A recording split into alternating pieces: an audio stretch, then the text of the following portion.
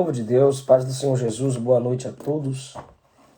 Espero que vocês estejam bem.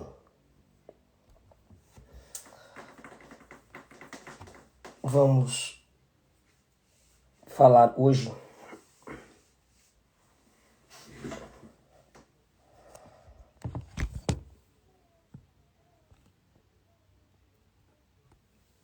Estão me ouvindo bem? Digam amém.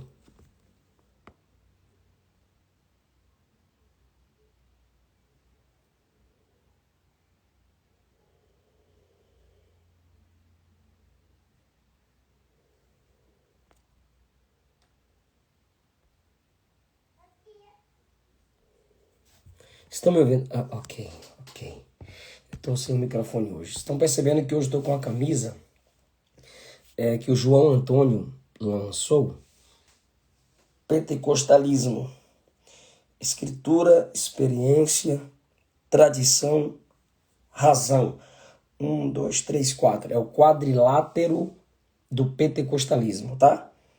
Escritura, experiência, tradição, razão.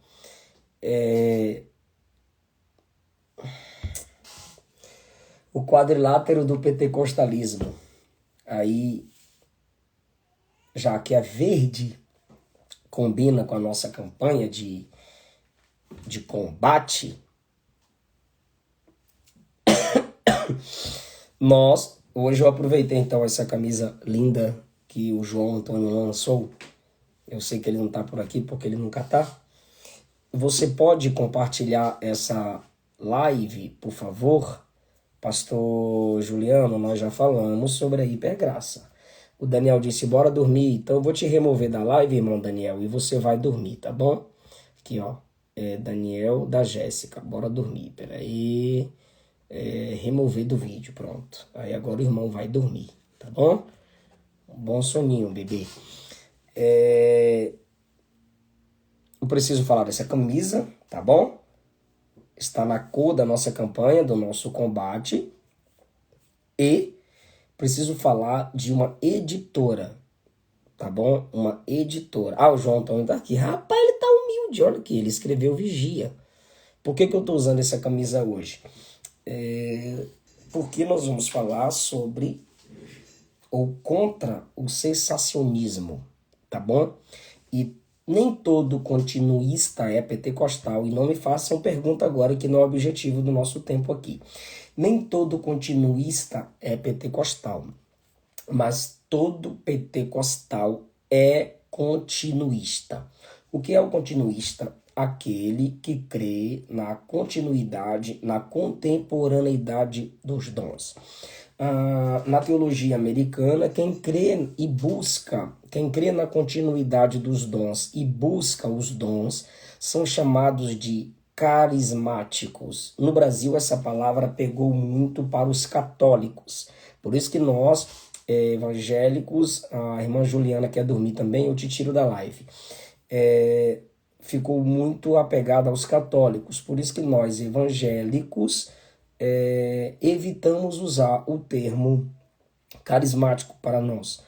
Na teologia ortodoxa, na linguagem brasileira, nós preferimos continuistas ou pentecostais. Neopentecostalismo é uma heresia. E falamos ontem sobre a teologia da prosperidade, que está atrelada ao neopentecostalismo. Ok? O Bru colocou um monte de interrogação, não entendi, não é live de perguntas e respostas. Eu preciso da atenção de vocês, ok? Eu falei o que é continuismo. A diferença do pentecostalismo para o continuismo, a diferença do pentecostalismo para o continuismo é que o pentecostalismo clássico crê que quando você é batizado com o Espírito Santo, você tem a evidência inicial falando línguas, ok? Mesmo que pode ser publicamente ou pode ser no secreto, mas você sabe disso quando você tem essa experiência. O continuismo não. O espírito, o fato de você falar em línguas ou não é a única confirmação de que você foi batizado com o Espírito Santo. Para o continuista, você pode ser alguém usado nos dons espirituais, apesar de falar línguas ou não, ok? Você pode ter outros dons sem a confirmação das línguas, de que você foi batizado com o Espírito Santo. Eu sou pentecostal clássico, ok? Nós temos ali exemplos bíblicos, teológicos, baseados em Atos dos Apóstolos. O batismo com o Espírito Santo não é a garantia única de que você terá outros ou todos os dons. O batismo com o Espírito Santo facilita que você seja revestido com outros dons. O Espírito pode te dar dons, ok? E te usar em outros dons, não apenas em línguas, mas o batismo com o Espírito Santo vai facilitar o seu enchimento, a sua capacitação com os dons do Espírito. Aqui, ó, tá aqui o irmão Mike colocou o dom. A mentira da invalidade dos dons espirituais. O sensacionismo dizem que os dons hoje não são válidos. Pega a caneta, pega o papel, ok? Pego a caneta e pego o papel ou o seu tablet. Vamos falar aqui fontes dos antecedentes históricos do sensacionismo. Pastor, de onde veio o sensacionismo que não crê na contemporaneidade dos dons? Período interbíblico, começou ali. Segundo, tradição judaica ou judaísmo normativo, ok? Ok. Montanismo. Eu vou falando aqui, você vai anotando, depois você pesquisa em dicionários teológicos ou até no Google ou algum blogs teológicos. Montanismo também é fonte do sensacionismo. Alguns pais da igreja reagiram contra uma suposta declaração de uma profetisa montanista que reivindicou as seguintes palavras: depois de mim não haverá mais profecia, mas o seu término. O montanismo gerou muita bagunça que inspirou muitos pais da igreja a baterem contra a continuidade dos dons. E aí vai nascendo o sensacionismo, ou seja, que os dons morreram com os apóstolos. Uma outra fonte do sensacionismo na história, quarto lugar, é Vitorino de Petal. Ele disse que os apóstolos, por meio de sinais e maravilhas e milagres, venceram os incrédulos. E depois disso, a fé da igreja foi confortada com as escrituras interpretadas. Então, essa entre os pais da igreja parece ser a única ligação clara entre a cessação dos dons e a substituição pela escritura. Ou seja, quando o cânon foi fechado, os dons acabaram. Que a maioria dos pais da igreja falaram sempre sobre a continuidade dos dons. Quinto lugar, uma fonte histórica para o sensacionismo é Crisóstomo.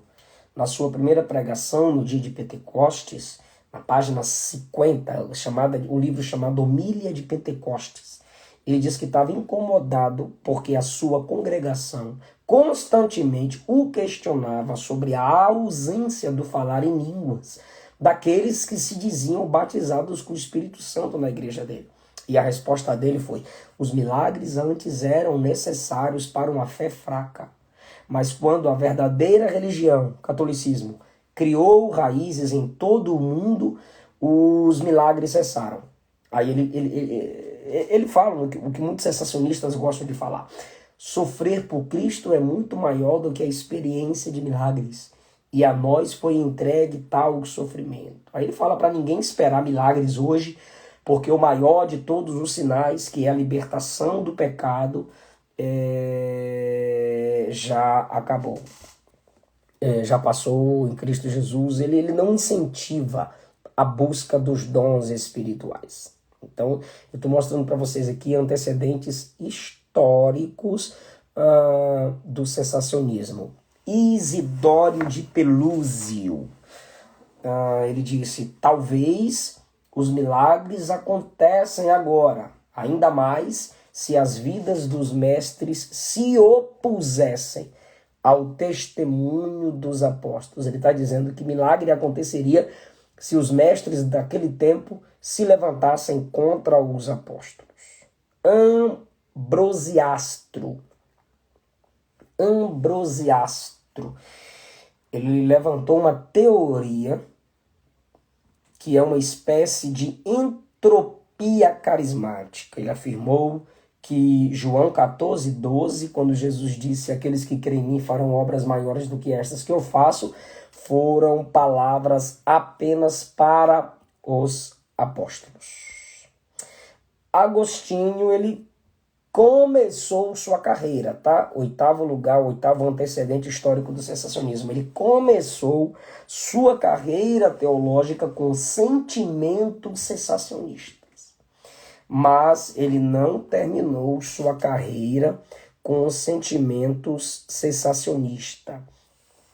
Mais tarde, mais velho, mais maduro, ele repudiou essa posição no capítulo 22 do seu livro chamado Cidade de Deus, e ele diz que ali mesmo no livro ele poderia fornecer mais de 70 milagres que ele testemunhou nas cercanias de suas igrejas.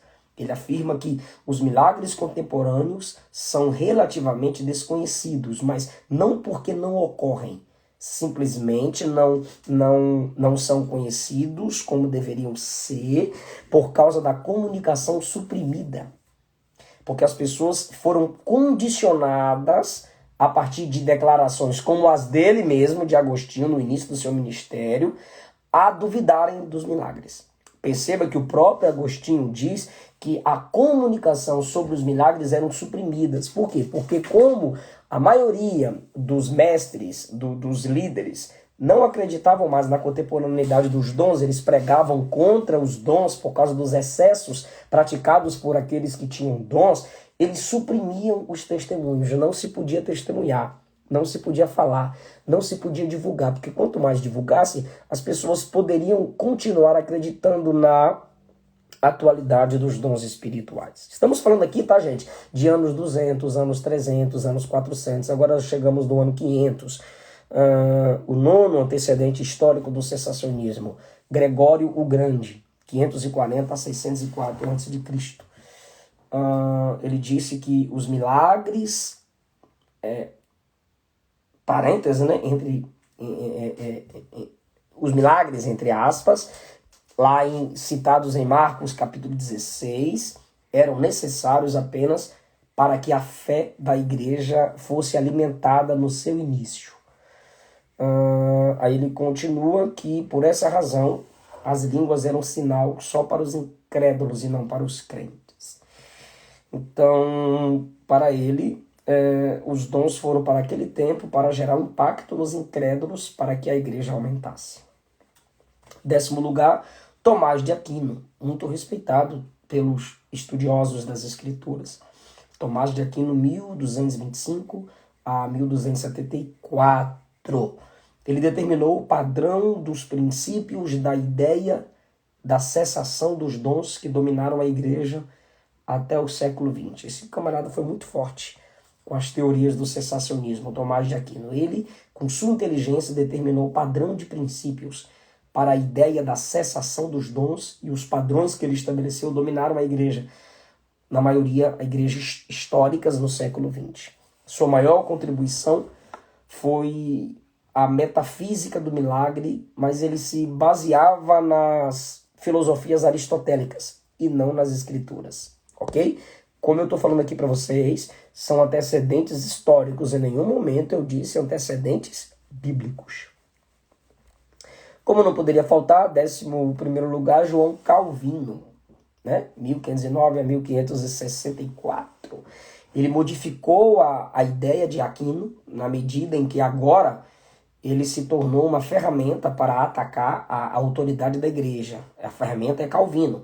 Ele se tornou um grande instrumento para atacar a autoridade da igreja católica romana e suas pretensões de sucessão apostólica com autoridade para escrever novas doutrinas. Por que eu digo isso? Porque Calvino teve mais influência que o nosso 10º lugar lá, o Tomás de Aquino, porque Calvino foi um grande reformador, desculpa, um grande exegeta. E como ele estava lutando contra essa sucessão apostólica, ou seja, Pedro morreu, aí vem os papas, né? Cada papa era um representante ou um substituto de Pedro. Calvino batendo contra eles, porque quem tinha dons também era considerado digno de ser um papa. E aí ele popularizou a restrição dos milagres. Ele disse que os milagres eram só para os apóstolos e não para depois dos apóstolos. Então, como milagres não aconteciam depois dos apóstolos, o papado era uma invenção, né? E os camaradas estavam inventando milagres para se autoconsiderarem papas. E ele disse que não. Apenas dons de ministério ficaram na igreja. A Bíblia não faz essa distinção. Isso é invencionice do sensacionismo. Apenas os dons de liderança ficaram, mas os dons de milagres, línguas, profecias, não há mais necessidade. Isso aí você lê nas Institutas de Calvino e os grandes pregadores reformados calvinistas, sensacionistas, se baseiam em Calvino. Deixa eu liberar os comentários aqui para eu ver se os meus irmãos estão conseguindo me acompanhar. Eu não posso enrolar muito porque a gente só tem 1 hora. E ficar dividindo a live em 2 vídeos não fica muito legal, não. Eu estou falando aqui para vocês sobre os antecedentes históricos que deram força, deram base para o cessacionismo, ok? Porque eles também não é simplesmente gente despreparada, gente doida, gente que simplesmente duvida e acabou. Não, não. Eles têm um grande e profundo antecedente histórico, ok? Mateus, em nenhum momento eu disse que Pedro foi papa, Mateus. Espera aí, Mateus, gente não começa não. O pastor, o que é língua estranha? Meu Deus, uma língua estranha é uma língua estranha, é aquilo que você não entende. Será que essas perguntas estão chegando agora ou foram feitas lá no início da aula? Eu vou acreditar que foram feitas lá no início da aula, porque eu não estou falando disso aqui agora. 12º lugar, deixa eu tirar, não. Filho, eu estou dando aula, amor, me ajuda aí, por favor. 12º lugar, o 12º antecedente histórico do sensacionismo é o iluminismo, tá, gente? 1650 a 1650 a 1790. 1650 a 1790 foi a onda de sua maior força. O iluminismo foi o tempo que a razão foi estabelecida acima de experiências pessoais. A razão, a ciência, as descobertas, o laboratório, o conhecimento humano era chamado de a luz para o homem, a luz para as nações. Aí a base da autoridade religiosa no tempo do iluminismo sofre uma grande mudança. Deixa eu firmar aqui. Por quê? Porque aí a Bíblia perde sua autoridade para a percepção e para a razão. A autoridade para falar, pregar e viver não vinha mais das Escrituras. Vinha daquilo que a mente humana poderia provar e aprovar. Ou seja, os dons não são explicáveis. Os dons não são explicáveis. Não tem como você explicar uma criança receber dom. Um homem colocar a mão sobre outro homem, a enfermidade desaparecer. Dons são inexplicáveis. Dom é graça, por isso que é chamado de carismas. Então, no iluminismo, a mente do homem foi supervalorizada, a filosofia, a ciência foi colocada num pedestal acima do normal. Isso foi um divisor de águas no pensamento sobre milagres. Aí os milagres, claro, dons e milagres estão interligados. Fica quieta, cadeira. Os milagres perderam uma força original e passaram a ser considerados como prova mais ou menos razoável, tá? Para a doutrina cristã. E aí, nesse tempo, surgiram os deístas, afirmando não só a possibilidade de milagres pós-bíblicos, mas até mesmo a possibilidade de eles jamais terem ocorrido nos tempos bíblicos. Os deístas negaram os milagres no tempo deles como nos tempos bíblicos. E a diferença dos deístas que negaram os milagres no tempo deles e no tempo pós-bíblico para o cessacionismo é que o cessacionismo não nega os milagres das escrituras, tá, pessoal? É por isso que eles não chegam a ser uma heresia, mas eu os classifico como doutrina contraditória, ok? Antibíblica. A distorção que eles fazem de alguns versículos não chega a ser destruidor para a igreja, porque eles nos convidam de volta para as escrituras. Eles valorizam apenas uma faceta das escrituras. Eu, pessoalmente, há muitos que os chamam de hereges. Apesar deles nos chamarem de hereges, eu os chamo os cessacionistas de contraditórios, ok? Dito isso, acredito que vocês estão anotando aí as fontes históricas do cessacionismo. Eu digo que o cessacionismo é uma doutrina autocontraditória. Ou seja, ela se autocontradis. Pois eles afirmam que a Bíblia é suficiente. Portanto, não precisamos dos dons espirituais, porque a Bíblia é suficiente. Mas os dons que eles dizem que não precisamos, a Bíblia diz que precisamos. Então, a Bíblia é suficiente e não precisamos dos dons, que a Bíblia diz que precisamos.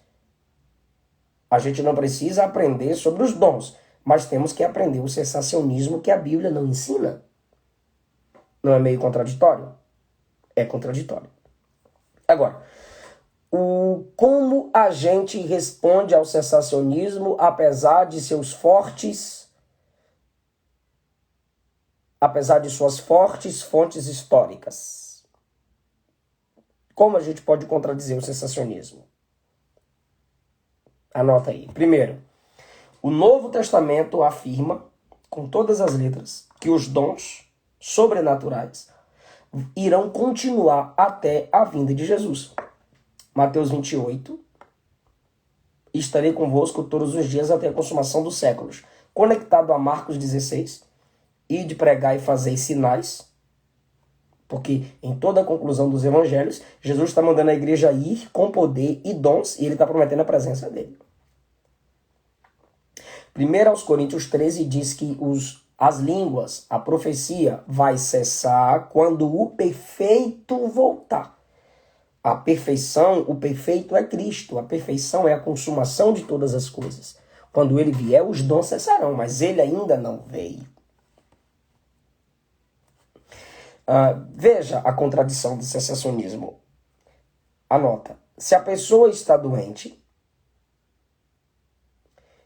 eles vão pregar a soberania de Cristo e coloca Deus como autor do mal. Quando alguém ora ou profetiza, mandando que o doente se levante ou afirmando que ele vai ser curado, os cessacionistas vão dizer que foi uma mentira realizada numa seita. Porque o diabo também faz milagres. O diabo também cura. Então você percebeu que O sensacionismo inverte as coisas. Na Bíblia, o diabo adoeceu as pessoas e Jesus curou. Hoje, para os sensacionistas, Jesus, o soberano, é quem adoece as pessoas e o diabo é quem faz o milagre da cura. Percebeu a contradição? Ah, tô doente. Em vez dele orar por você, ao invés dele de falar assim, tem um irmão que tem o dom de cura e nós podemos chamá-lo para orar por você, ele vai dizer, não, Deus é soberano e sabe de todas as coisas. Então, se Deus é soberano, Deus está no controle de sua enfermidade. Ok? Ok. Se depois você que ouviu isso dele testemunhar, não, o irmão orou por mim, eu fui curado, ele vai dizer, não, não existe isso mais não. Aí você vai dizer, mas eu fui curado. Ele vai dizer, cuidado, o diabo também cura. Então, o Cristo soberano é o autor da sua enfermidade. E o diabo se tornou aquele que te curou. Dá para rir comigo aí um pouquinho? Dá para rir um pouquinho dessa contradição? Sim ou não? É contraditório. É contraditório. Não vou repetir porque depois você pode assistir de novo. Segundo lugar, o Novo Testamento encoraja o uso dos dons. 1 Coríntios 13 nos manda buscar os dons. Paulo disse a Timóteo para não deixar morrer os dons que estavam sobre ele pela imposição das mãos do presbitério e por uma profecia. Terceiro lugar, os dons continuam porque o Novo Testamento não afirma que esses dons cessariam depois dos apóstolos. Não, gente, é para vocês anotarem, Primeiro, o Novo Testamento afirma com todas as letras que os dons vão continuar até a vinda do Senhor. Segundo, o Novo Testamento encoraja o uso dos dons. 1 Coríntios 12, 1 Coríntios 13, 1 Coríntios 14, 1 Timóteo 5. Terceiro, não é hora de pergunta, me ajuda, gente, só quero que vocês escrevam aí. Terceiro, a gente não tem tempo, gente. O Novo Testamento não afirma que os dons cessariam depois dos apóstolos.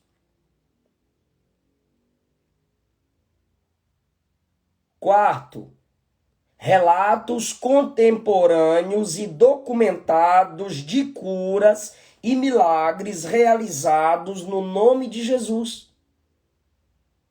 Existem documentados, escritos, provados. Eu vou indicar a editora para vocês. Adquirir o material que vai fortalecer a nossa teologia continuista. Mas você tem que continuar aqui.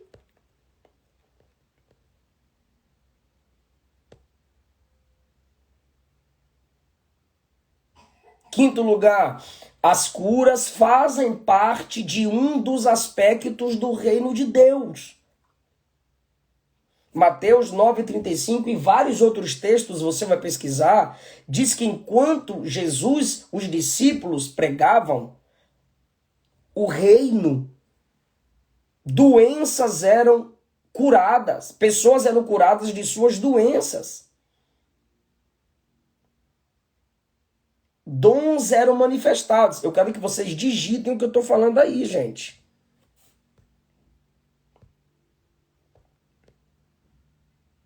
Há relatos contemporâneos e documentados. O quarto lugar é relatos contemporâneos e documentados de curas, milagres, realizados no nome de Jesus.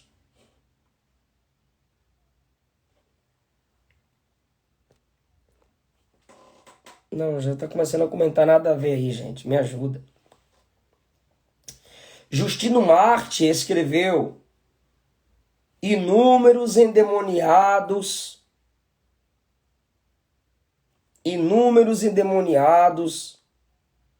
por todo o mundo, tanto em sua cidade, quanto na sua igreja, estão sendo libertos pelos que possuem dons de cura.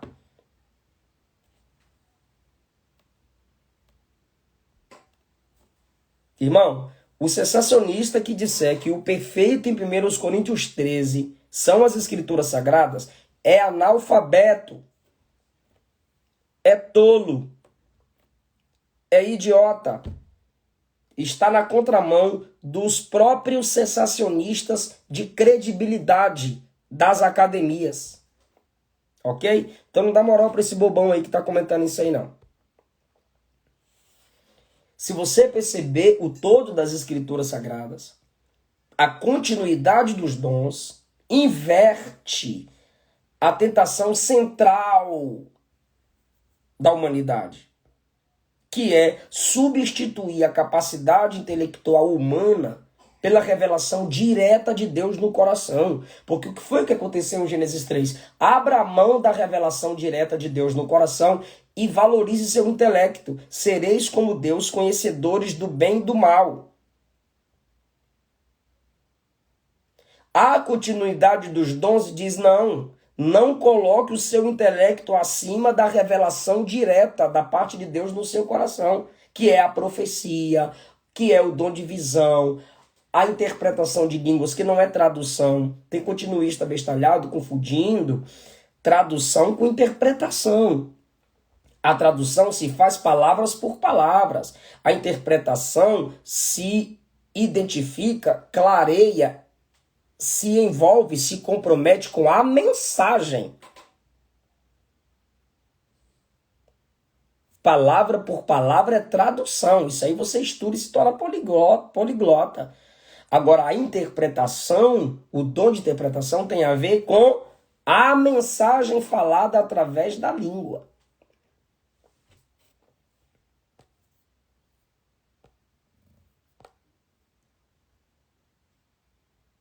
E eu creio na suficiência das Escrituras. Mas a Escritura não colocou um cadeado na boca de Deus. Enquanto os sensacionistas dizem que o cânon sagrado, o cânon fechado, só as Escrituras, é o que determina a nossa crença, ao mesmo tempo que dizem isso, eles estão criando um novo cânon. Por quê? Porque o cânon que eles dizem está fechado, as escrituras que eles dizem ser suficiente, são as escrituras que dizem que os dons continuam.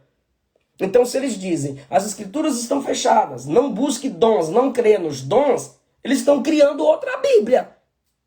Então, sola a escritura é uma mentira. Mais uma vez eu vou perguntar, é contradição ou não é?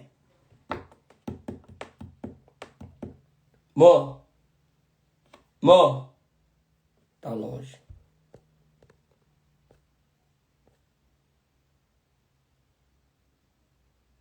Agora, para mim, pessoalmente falando, a cessação dos dons, a crença na cessação, o cessacionismo, é simplesmente uma justificativa para a ausência de milagres nas igrejas deles.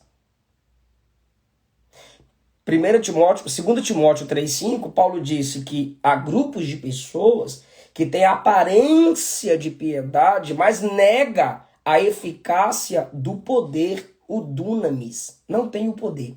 Já que na minha igreja não acontece milagre, já que eu busquei os dons e não recebi, eu vou virar sensacionista, porque não existe.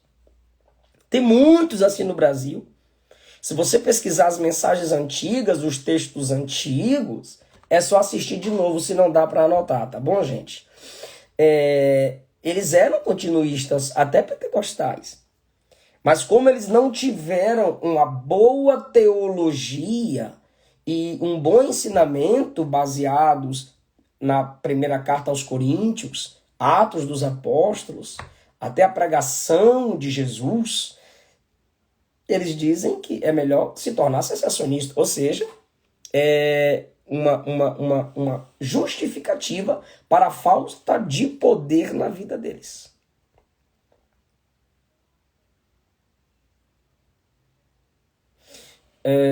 Os milagres não, eles dizem que os milagres apontam para algo maior, para a pregação. Concordo, concordo. Mas dizem também que os milagres apenas confirmam a mensagem. Discordo. Porque os milagres também são mensagens. Milagres também são pregações. Os milagres comunicam o evangelho. Ok? Os milagres comunicam o evangelho. Escuta agora, depois você assiste de novo para anotar, pessoal. Porque a aula de hoje é mais complexa. Ok? O que Paulo disse em Romanos, capítulo 15, versículo 19? Pelo poder de sinais e maravilhas e por meio do poder do Espírito, eu preguei o evangelho completo. O evangelho completo é pregado também com sinais e maravilhas através de dons. Então Paulo diz, por meio de sinais e milagres eu preguei o evangelho completo de Cristo, por todo o caminho. É o que ele diz. A pregação articula milagres. A pregação extrai implicações de milagres para as pessoas que escutam. Então, é preciso equilibrar pregação com os dons. Aí eles usam 2 Timóteo 3,16, toda a escritura divinamente inspirada é apta. Eu creio na suficiência das escrituras, eu repito. Só que 2 Timóteo 3,16 não tem nada a ver com a conclusão do cânone. Não tem nada a ver com a seleção dos livros reconhecidos. Ok? Não tem nada. 2 Timóteo 3,16 não está falando do cânone, pois o cânone nem estava perto de ser finalizado nem considerado. Paulo estava falando até da suficiência do Antigo Testamento, ou primeira aliança. Aí eu pergunto a vocês, em que tempo estamos? Estamos no fim dos tempos. Estamos nos últimos dias. Em que tempo cessaram os milagres? Em que tempo? Gente, assista a live depois para anotar. Em que tempo cessaram os milagres? Só digitam aí o que vocês acharem interessante eu falar. Qual foi a profecia de Joel, interpretada por Pedro em Atos 2? Joel 2, Atos 2. Pedro disse, o que está acontecendo aqui é o que foi prometido em Joel.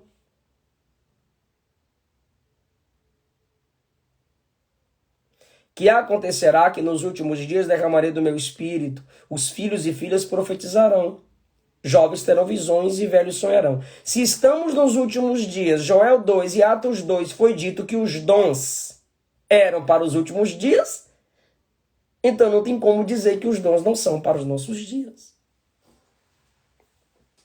Bora lá? Se Joel 2 diz que os dons é para os últimos dias, não façam perguntas agora, gente. Só comenta aí a aula. Se Joel 2 diz que os dons eram para os últimos dias, se Atos 2 diz que os dons eram para os últimos dias, e nós estamos nos últimos dias, então os dons não cessaram na época dos apóstolos, porque nós ainda estamos nos últimos dias. O próprio Calvino disse que os últimos dias começou com a manifestação de Cristo e só vai terminar na consumação de todas as coisas, que é depois da vinda de Jesus. Hebreus 1:2 diz, nesses últimos dias o Pai nos fala pelo Filho. Estamos nos últimos dias. Não estamos? Estamos nos últimos dias, 1 João 2,18. Há muitos anticristos. Estamos nos últimos dias, pastor. O Pai nos fala pelo Filho nos últimos dias. Sim, é Deus que fala nos últimos dias. Olha só, é você e o sensacionista conversando agora. Estamos nos últimos dias? Ele vai dizer sim. 1 João 2,18 diz que muitos anticristos na igreja é dos últimos dias? Ele vai dizer sim. Hebreus 9,26 diz que Jesus se manifestará no fim dos tempos. Deixa eu ler direito. Ele, a fundação do mundo agora, para não chegar ao fim dos tempos, ele se manifestou uma vez por todos. Ok. Jesus já morreu no fim dos tempos, segundo está escrito em Hebreus 9,26, eles vão dizer sim. Então presta atenção no que eles vão dizer. A vinda de Jesus, a encarnação de Jesus já foi para os últimos dias, já começou nos últimos dias.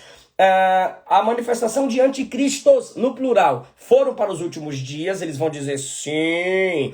O Filho fala nos últimos dias, eles vão dizer sim. Mas os dons de Joel 2 e Atos 2 não é para os últimos dias? Eles vão dizer, não. Então, peraí, irmão. Que Bíblia você está lendo? Porque a mesma Bíblia que diz que nos últimos dias Deus nos fala pelo Filho, a mesma Bíblia que diz que nos últimos dias vão surgir anticristos, a mesma Bíblia que diz que ele virá nos últimos dias, essa mesma Bíblia diz que nos últimos dias filhos e filhas profetizarão. Jovens terão visões e velhos sonharão. Meu Deus do céu.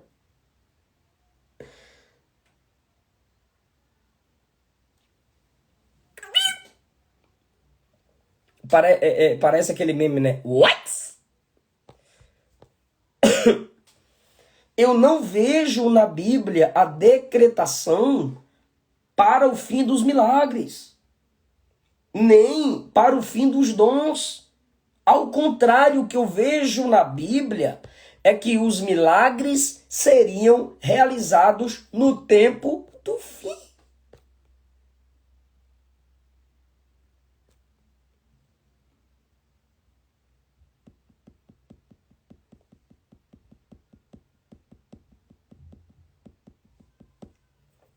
Não tem um versículo para um sensacionista claro, um versículo claro para um sensacionista se basear e dizer que os dons acabaram.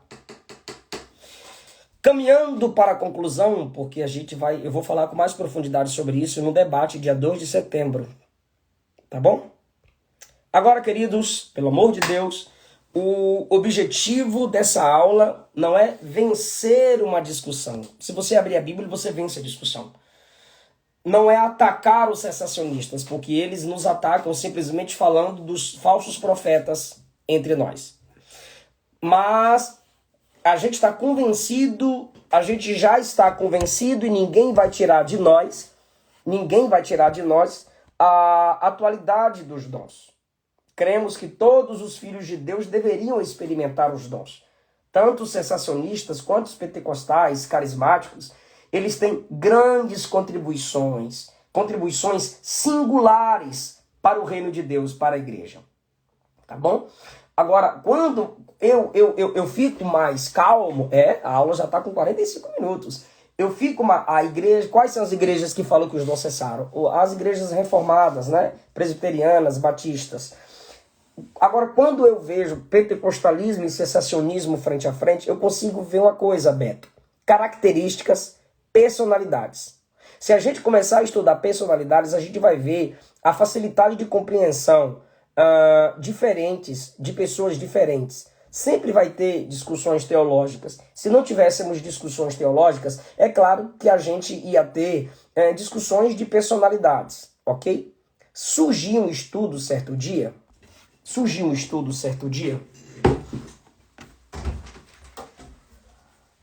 Amor, faz água pra mim, por favor. Olha que legal. Surgiu um estudo há uns dias atrás. Os adventistas dizem? Não lembro se eles dizem. Nunca ouvi falar, não. Por favor, bora lá, só escuta. Surgiu um estudo nos dias atrás sobre a diferença do lado esquerdo para o lado direito. E essa diferença não é só posicional. Isso pode ajudar a gente aqui, ok? Algumas pessoas têm o talento para confortar, outros têm o talento para confrontar. Alguns,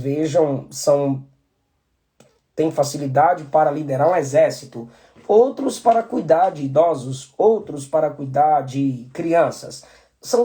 Os talentos não são diferentes? São. As personalidades também.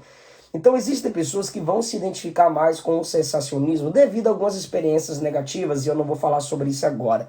Só que todos nós temos o que é chamado de o lado dominante do cérebro. Anota aí, anota aí. O lado dominante do cérebro. Ou seja, existem pessoas que o seu lado dominante cerebral é esquerdo. Existem pessoas que o seu lado dominante cerebral é o lado direito. Quais são, então, as habilidades, as características que são frequentemente associadas, ok, às pessoas que o seu lado dominante é o lado direito? Quais são? Cérebro, não é século. Quais são as características das pessoas cujo lado dominante do cérebro é o lado direito? Anota, anota, comenta. Primeiro, reconhecimento de rostos. Reconhecimento de rosto. A pessoa chega para mim e pergunta assim: pastor, o senhor lembra de mim? A pessoa vem sorrindo: o senhor lembra de mim? Aí eu falo: não, lembro não. A Luana lembra. A Luana lembra. Mas eu digo que não. Ok? Então é o seguinte, a pessoa que tem o lado direito como o lado dominante do seu cérebro, ela tem facilidade com reconhecer rosto, expressar emoções, ler emoções, ela consegue distinguir as emoções das pessoas, tá bom? Elas gostam de música, elas se identificam com cores, elas gostam de imagens, elas têm intuição, elas são intuitivas, elas são pessoas de muita criatividade, são pessoas que têm um lado dominante direito do cérebro.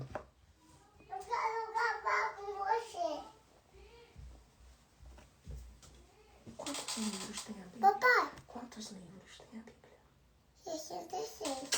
Fala aqui pra eles escutarem, que você falou muito baixinho. Quantos livros tem a Bíblia? 66. Aleluia, papai! A Bíblia é dividida em quantas partes? Uma ou duas? Uma. Errou! A Bíblia é dividida em quantas partes? Uma ou duas? Duas. Acertou! Quantos livros tem a Bíblia? 66. Agora, tchau! Aí, tá começando a estudar a Bíblia, né? Tá melhor que muito sensacionista por aí. Brincadeira. Para, filho, deixa eu concluir o negócio aqui.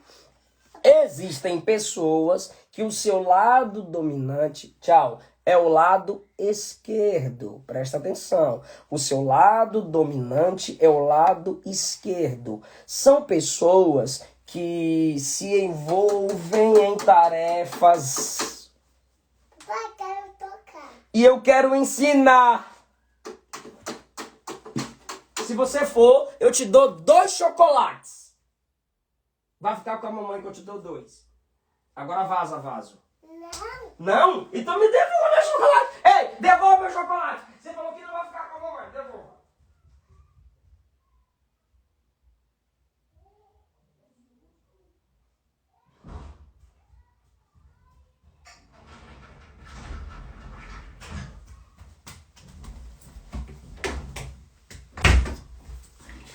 Menino de... Ai, a menina esperto. Vem enganar o papai.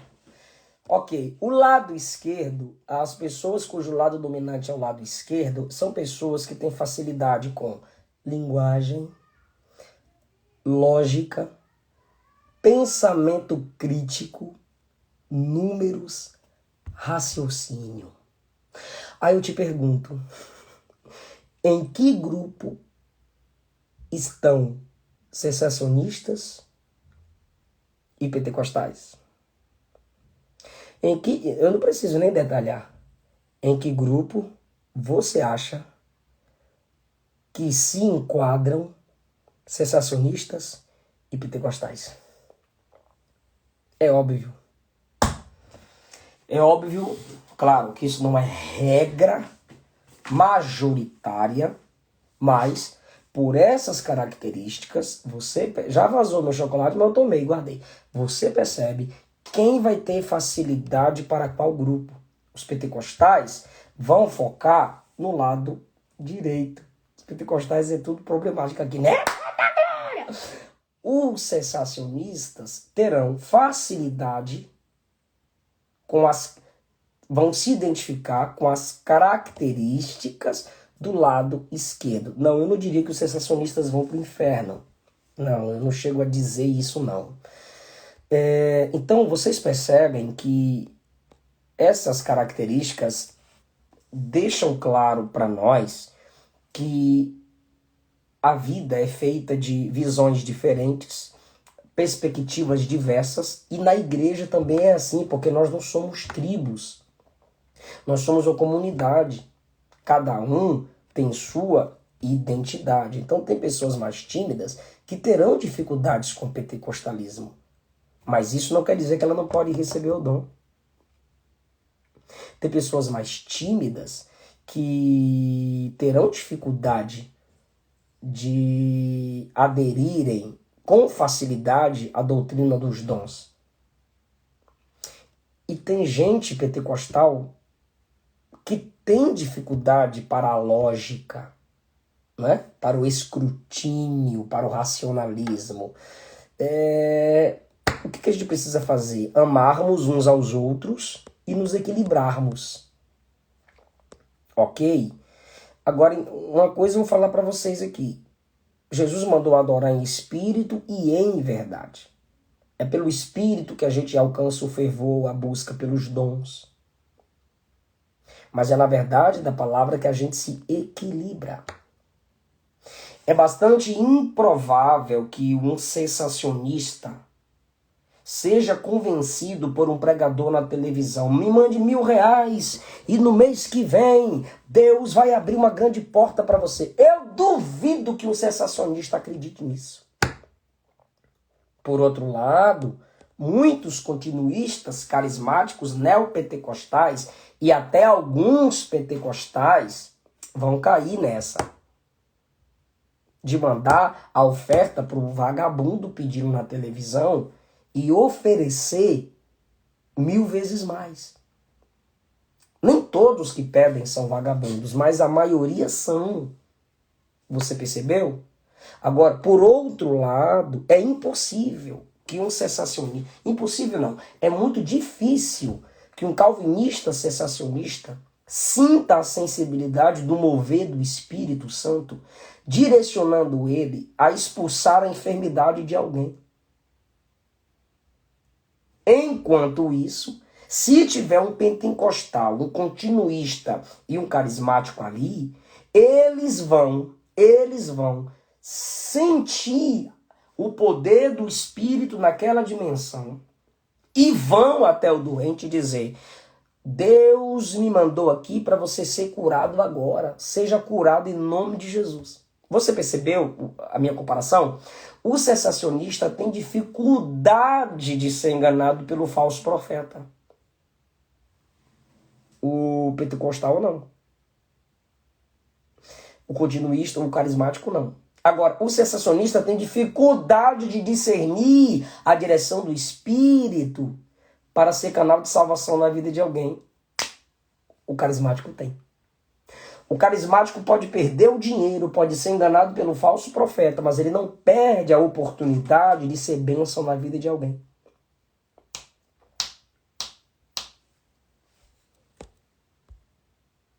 E aí, irmão, se o continuista, carismático, o pentecostal chegar para o sensacionista e falar que Deus o impulsionou a orar por alguém e aquela pessoa foi curada, e que ele já orou por outros e outros foram curados porque ele tem um dom de cura, o calvinista vai rir da cara dele. Então, enquanto a fé do sensacionista deixa ele protegido dos falsos profetas, a fé do continuista deixa ele disponível e sensível a agir do Espírito. Só que a fé do sensacionista pode torná-lo frio, calculista e cínico. E a fé do continuista, carismático, pentecostal, pode deixá-lo menino. Então, o que eu faço? Eu fico olhando e vocês vão testemunhar comigo. Os pentecostais se deixam ser ensinados pelos cessacionistas. O cessacionista rejeita os ensinos pentecostais. A maioria do que tenho aqui são de reformados, continuistas e pentecostais. Essa ala aqui são pentecostais. Toda essa ala aqui são pentecostais. Aqui em cima também a maioria é pentecostal. Aqui também a maioria é continuista e pentecostal. Então preste atenção. Cessacionista. Eu leio Augusto Nicodemos, Augusto Nicodemos, Augusto Nicodemos, Augusto Nicodemos. Cessacionista. John Piper, John Piper, John Piper, John Piper, John Piper, John Piper, John Piper.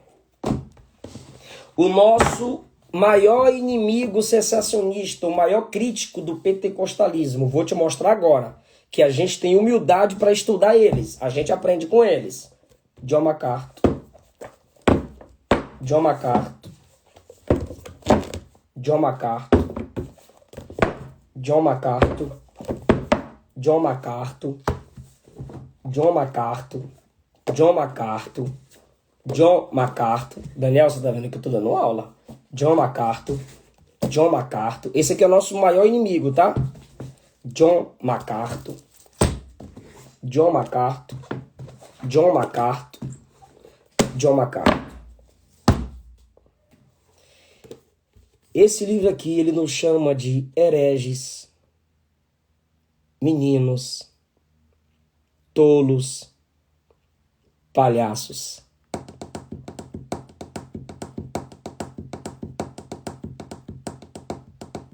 Fogo estranho.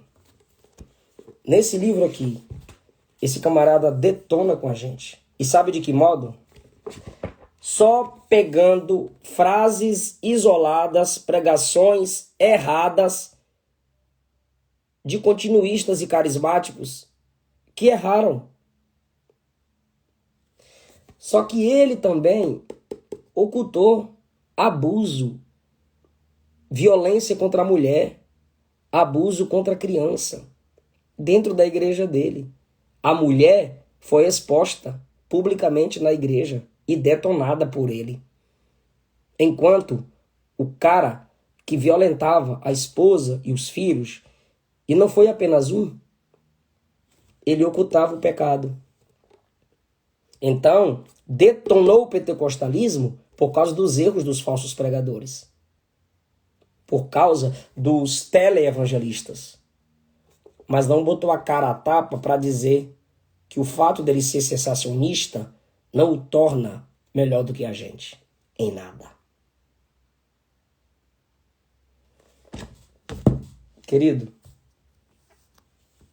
sabe como é que você vence o cessacionismo no seu coração? Jesus Cristo é o mesmo ontem e hoje eternamente. Sabe como você vence a influência do cessacionismo no seu coração? Eu creio que Deus faz. Mas eu não preciso que Ele faça na minha vida para eu continuar crendo. Porque a minha fé não está baseada na experiência, está baseada na Escritura. Os cessacionistas dizem que nós damos muito valor à experiência, só que eles não duvidam dos dons por causa de alguma experiência negativa.